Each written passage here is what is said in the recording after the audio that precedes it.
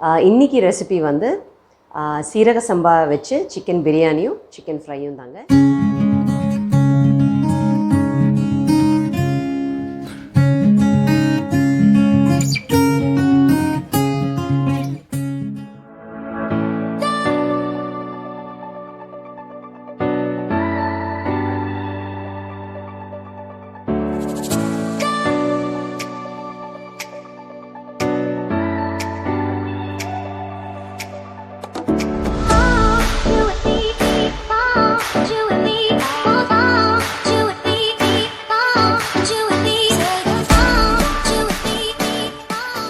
Hello friends, welcome back to Vanitha's life style.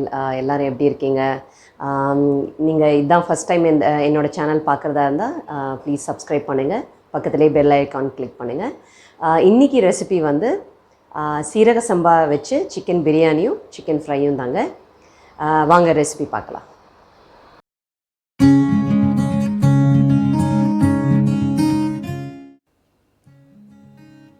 பிரியாணிக்கு தேவையான மசாலா பொருட்கள் இங்கே எடுத்து வச்சுருக்கேன். ஒன்று வந்து பிரியாணிக்கு, இன்னொன்று சிக்கன் ஃப்ரைக்கு. அப்புறம் நான் வந்து ஒரு பேஸ்ட் பண்ண போகிறேன். அதில் வந்து சின்ன வெங்காயம், கொத்தமல்லி, புதினா, பச்சை மிளகாய் எல்லாம் போட்டு ஒரு பேஸ்ட் பண்ணிக்க போகிறோம். தென் தேவையான அளவு ஆனியன், டொமேட்டோஸ் எல்லாம் கட் பண்ணி ரெடியாக வச்சுருக்கேன். இன்றைக்கி சிக்கன் பிரியாணி வந்து சீரக சம்பா ரைஸில் தான் பண்ண போகிறோம். பாருங்கள், சீரக சம்பாவில் தான் பண்ண போகிறோம். சீரக சம்பாவோட அளவு வந்து 1:2. ஒரு கப்பு ரைஸ்னால் 2 கப் தண்ணி விடணும். நான் வந்து இந்த பிராண்டு தாங்க வாங்குகிறேன், டபுள் டீர். வாங்க பேஸ்ட் பண்ணிடலாம் ஃபஸ்ட்டு.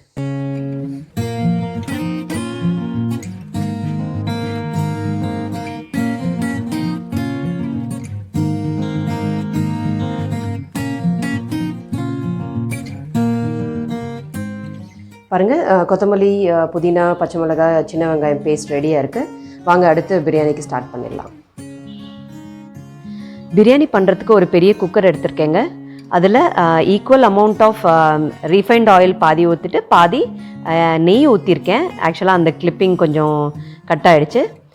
எண்ணெய் நல்லா சூடானவுடனே மசாலா பொருட்கள், பட்டை, கிராம்பு, ஏலக்காய், பிரிஞ்சி இலை, அன்னாசிப்பூ இதெல்லாம் போட்டு நல்லா வதக்குறேங்க.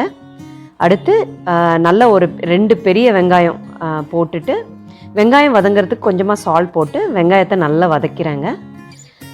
வெங்காயம் நல்லா வதங்கினதுக்கப்புறம் ஜிஞ்சர் கார்லிக் பேஸ்ட்டும் போட்டு வதக்குறேன்.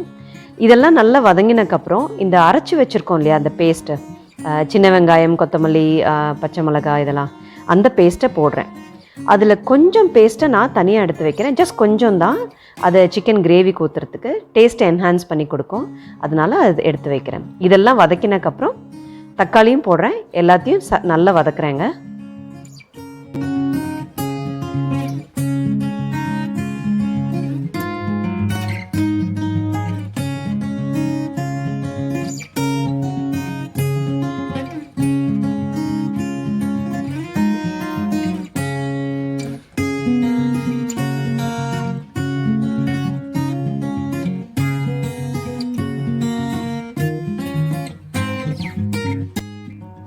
இப்போது வெங்காயம், தக்காளி, அந்த பேஸ்டெல்லாம் நல்லா ஃப்ரை ஆகிடுச்சுங்க. அதுக்கப்புறம் நான் சிக்கனை போடுறேன்.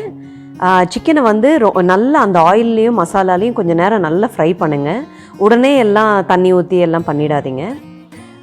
ப்ளஸ் இன்னொரு டிப் என்னென்னா, இப்போது ஒரு 1 kg நீங்கள் வாங்குறீங்கன்னு வச்சுக்கோங்க சிக்கன். அதில் வந்து பிரியாணி பண்ண போகிறீங்க, சிக்கன் ஃப்ரை பண்ண போகிறதா இருந்தால் நல்லா கொஞ்சம் போனுள்ள பீசஸாக எடுத்து பிரியாணியில் போடுங்க. எனிவே அதோட சதை உள்ள பீசஸ் வந்து கொஞ்சம் டேஸ்ட் கம்மியாக தான் இருக்கும். நீங்கள் அப்போ அந்த பீசஸ்லாம் எடுத்து ஃப்ரையில் போட்டிங்கன்னா அதுவும் டேஸ்ட்டாக இருக்கும். பிரியாணியில் போன்ஸ் உள்ளது போட்டிங்கன்னா பிரியாணி ரொம்ப டேஸ்ட்டாக இருக்குங்க. இந்த டிப்பு நீங்கள் ட்ரை பண்ணி பாருங்கள். இப்போ சிக்கன் நல்லா ஃப்ரை ஆகிடுச்சுங்க.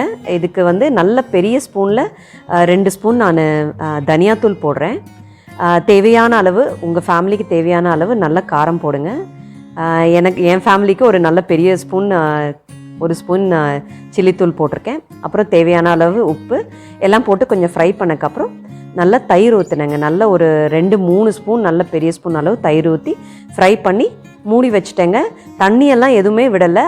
அதில் இருக்கிறதுலையே அது நல்லா குக் ஆகிடுச்சு.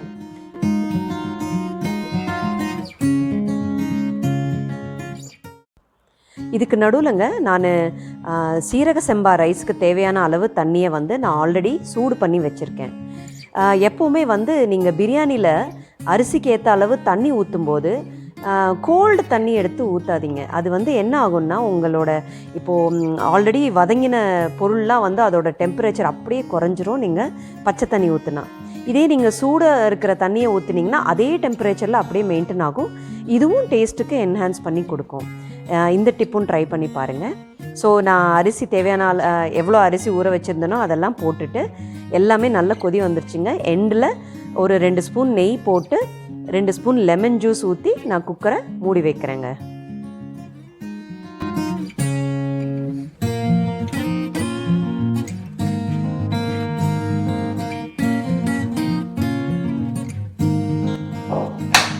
பிரியாணி பார்க்கலாங்க. சீரக சம்பா ரைஸ் சூப்பராக வந்திருக்கு. சர்வ் பண்ணுறதுக்கு முன்னாடி ஒரு தடவை கிளறி விட்டுடுங்க.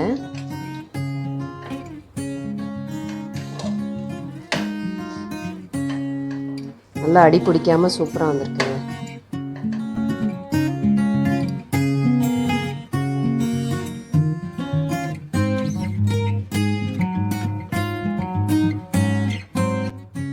அடுத்து சிக்கன் ஃப்ரைக்கு ஒரு சின்ன ப்ரெஷர் பேன் வச்சுருக்கேங்க. தேவையான அளவு ஆயில் விட்டுட்டு மசாலா பொருட்கள் அதே மாதிரி ஏலக்காய், பட்டை, கிராம்பு, பிரிஞ்சி இலையெல்லாம் போட்டு நல்லா வதக்குறேன். அதுக்கப்புறம் நல்லா வதங்கினதுக்கப்புறம் வெங்காயம் போட்டுட்டு வெங்காயம் நல்லா வதங்கிறதுக்கு கொஞ்சம் உப்பும் போட்டுறேங்க. அதுக்கு வெங்காயம் நல்லா வதங்கினதுக்கப்புறம் ஜிஞ்சர் கார்லிக் பேஸ்ட் போட்டு அதுவும் வதக்குறேன்.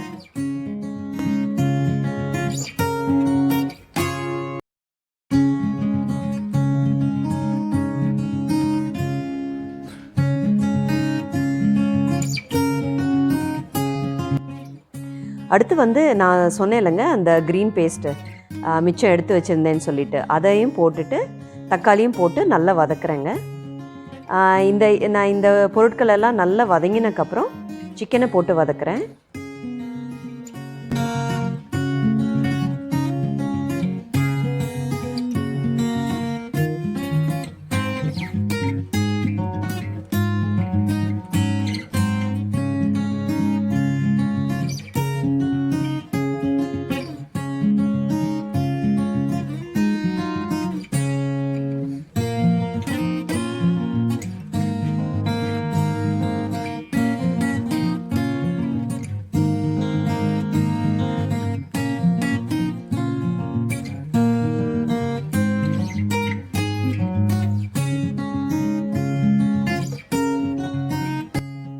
இப்போது சிக்கன் ஃப்ரைக்கு தேவையான அளவு நல்ல பெரிய ஸ்பூனில் 2 ஸ்பூனில் தனியாத்தூள் போட்டுக்கிறேன். அப்புறம் உங்கள் ஃபேமிலிக்கு ஏற்ற மாதிரி மிளகாத்தூள் போட்டுக்கோங்க. அதுக்கப்புறம் தேவையான அளவு உப்பு எல்லாம் போட்டு நல்லா ஃப்ரை பண்ணுறேங்க. நல்ல தண்ணியே விடாமல் அந்த மசாலாலேயே நல்லா ஃப்ரை பண்ணுறேன்.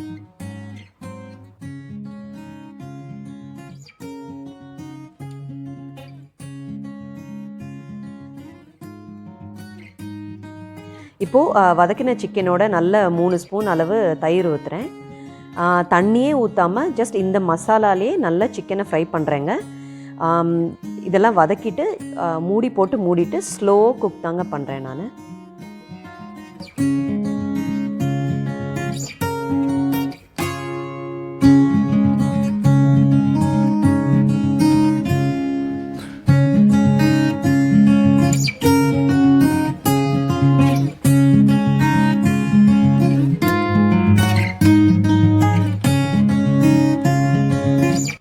பாருங்கள், சிக்கன் கிரேவி சூப்பராக ரெடி ஆகிடுச்சு.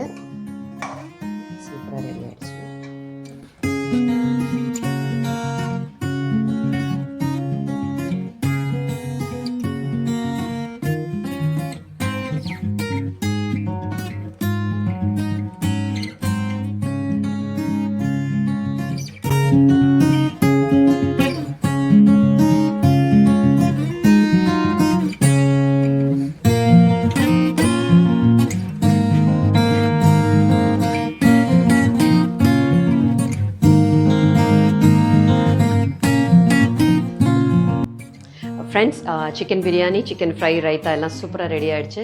பயங்கர பசியில் இருக்கோம். நாங்கள்லாம் சாப்பிட போகிறோம். ஹோப் இந்த வீடியோ உங்களுக்கு பிடிச்சிருக்கும்னு நினைக்கிறேன். ப்ளீஸ் ஒரு லைக், ஷேர் அண்ட் சப்ஸ்கிரைப் பண்ண மறந்துடாதீங்க. Until my next video, tata, bye bye.